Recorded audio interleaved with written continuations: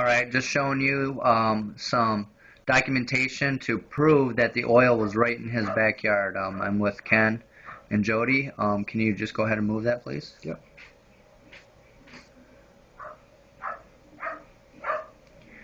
All right, right there is their yard. Right where the cursor is. Okay, so let me see here. Do you see where this line is, and right here where the cursor is? Okay, that black mark shows where the oil reached. This is done by ENBRIDGE and ACOM. It shows oil on their property right up to their backyard almost. So, I mean, it actually was in their backyard. So it's ridiculous when their own documentation shows that oil was there, but then they try to tell these good residents that went through hell that they're not part of any buyout program or they don't deserve any money. It's ridiculous. Now we did, we didn't have the estimate or the appraisal done, but I mean, obviously, as well as many people with the economy, the appraisal was not nearly. There's no way we could have taken it. There's no way we could have accepted it. It's not the economy. ENBRIDGE paid all the appraisers to low bid. Even if it wouldn't have been a low bid, I really don't think that, I mean, it would have been hard to accept the offer, low bid or not. But that wasn't a unique circumstance that we were in. I mean, there are many people that were in circumstances with their mortgage, and I think, okay, fine.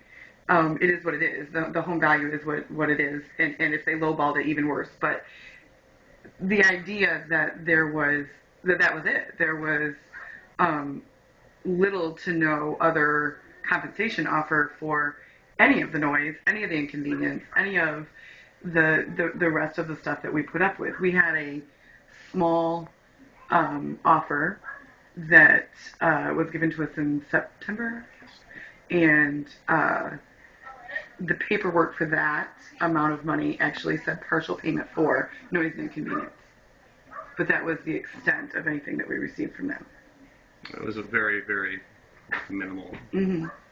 And that was after the helicopter and the road closure, and I mean, or during all of that, I guess. I mean, when we had contractors on our property parking, and the entire. That actually, they stopped by the weekend after when they had cut the road back to the river, just a couple 100 feet off the end of our property, to go in behind us to do work.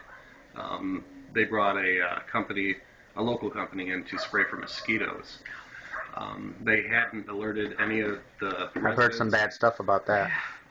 They actually fired up the fogger on the truck as opposed to at the end of our property, and then where they took over and owned, they fired it up right in front of our house, and it put up a wall of pesticide fog, probably 40 feet tall and as far as you could see, and of course, the smell got in the house, and so I went to a gentleman and complained, who was our representative from ENBRIDGE, who we were to deal with, and he happened to be with a contractor coordinator who had actually hired this company to come in and spray.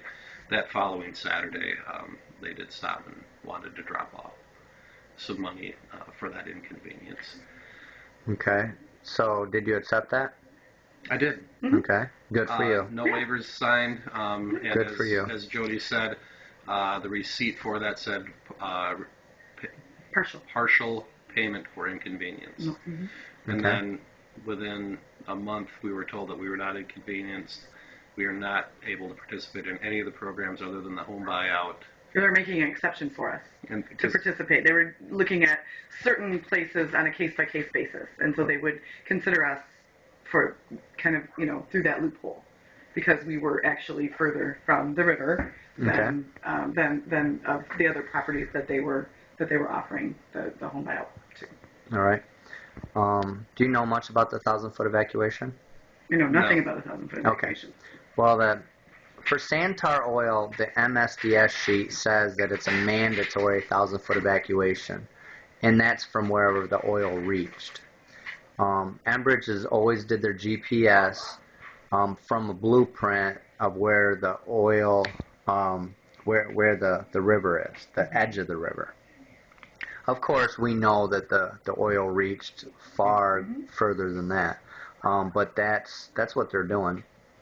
And every single person within 1,000 feet of where the oil reached should have had hotels, should have had food, should have inconvenience fees, should win lawsuits, every one of them. So I believe, in my opinion, that everybody like you are going to win lawsuits, because no jury is going to say that ENBRIDGE is not responsible for this pipe breaking, even though they knew that it was bad for, what, 2 years, a year and a half. And then they lied about what kind of oil it was. Then they lied and said what company they were sending it to. They've just lies after lies, and it's taken us so much time to investigate and prove this stuff. Have anybody visit without, letting them know that, we had somebody coming down our road. Friends would be turned away, neighbors. Ken's chick. Our neighbor's girlfriend, who was essentially living with him, couldn't. So the road was closed off, and your friends couldn't come visit you. Right. Oh, wow. Every morning at 6:30, we had to wait for a phone call from the bus garage to figure out whether or not they could come down the road to pick up the kids. I know. We've missed it. We missed it a couple times, not knowing. Yeah. I know Andy. I know that He was mad. Ken and Jody's yard. So this is their yard. They own this. I'm going to show you what ENBRIDGE is buying from her parents. And I'm going to turn around, and I'm going to walk out the front door.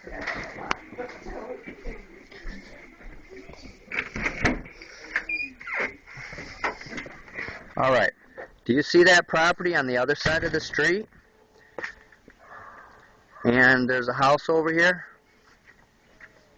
Matter of fact, this is where ENBRIDGE tried to arrest us today. ENBRIDGE has not closed on this property yet, but they are buying it, and it's supposed to close on the 15th, so they lied to the police today about it. But they're buying that property. Why would they buy that property and not buy the property right here that was 40 foot from where the oil is and 70 foot from where a marked stake of oil was by ENBRIDGE and EPA? Does that make any sense to you? Hang on a second. I don't want to hear anything right now, okay? Yes, sir. You rolling? Yeah. Okay. This is ENBRIDGE owned property. They've been able to prove that to us. You're criminally trespassing. You've been asked to leave. This is the last time you're getting notification. If you come back onto the property, or if you do not leave now on your own accord, you'll be arrested. That's what it comes right down to. Okay. Okay? Yep. I don't want this to get ugly. It ain't going to get ugly. A bunch of but I'm not going to stop, sir, and I will get arrested because I'm not stopping. Okay. So are you refusing to leave the property at this time? Oh, not at this time, but I will be back. Not at this property, but I'll be at others. Okay. As long as it's something that's county owned, and you're not in a violation of the public health order that's been put out there because of the dangerousness of what's going on. If you want to know something, there is no public health order. We did an investigation. There is none. Okay. I just got off with the emergency services director. Okay. And he's the one who told me that I know. there's still currently a public health hazard. Sir, do you want to read the article from a newspaper reporter that did an investigation that proved that the EPA lied and there is no order? There was a 28-day order from the governor, and it was never reinforced. It was not. They have to get a restraining order for the river. They never did that. They're lying to you. Okay. That's called a false police report. Can you arrest him for making a false police report? I'm asking you right now. When it comes to things like special interest groups and things of that nature, and investigative reporters and things of that nature, we deal with the simpleness of criminal law.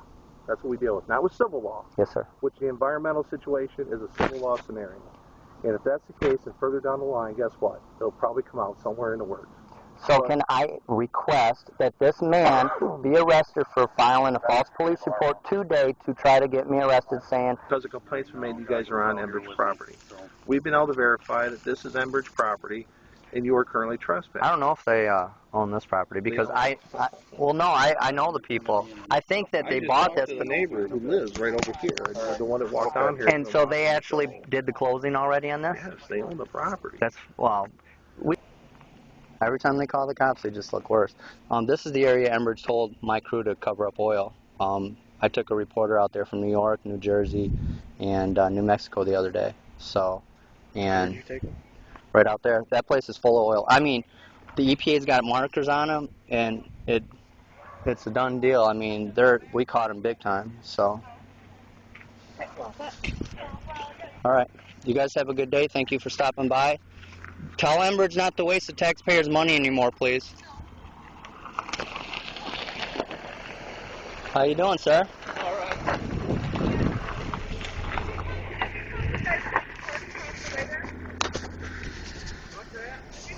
Oh.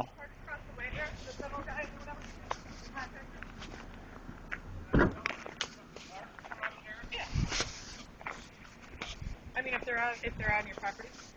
Well, I don't care. You don't care? I Do- care. Do you, John. do you care if I ever park over there? I don't care. You don't care if I'm there? Do you know John?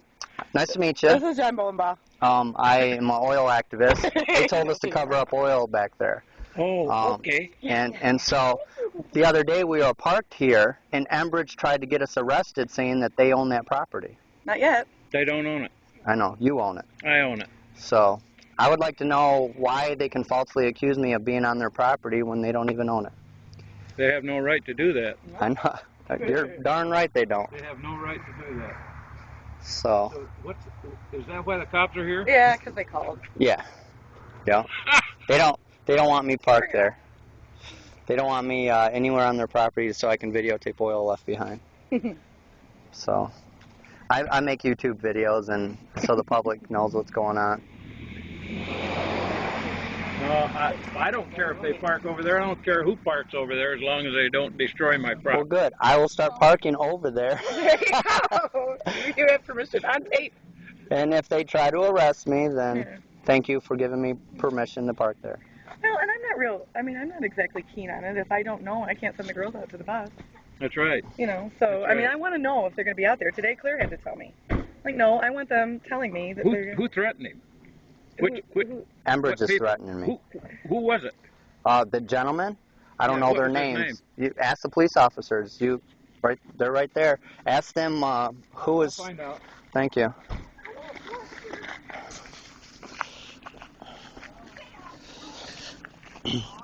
Yeah, just tell them that ain't their property. They don't have a right to try to arrest anybody. I'd like to know who threatened to arrest him. ENBRIDGE didn't threaten to arrest him? I have no idea what ENBRIDGE said before we got here. Well, this is the gentleman that owns that property. Why did they have you down there? I own that property. ENBRIDGE does not own that property. Well, they said he was trespassing on their property. That's on your house. That's a lie, and I want to know who said that. You can take it up with them. I want to find out who said that. Okay. Then you can go to the station and put in a freedom request for the report. All right, I'll Okay? do that. All right. Thank you, guys. Thank you, sir. I appreciate that.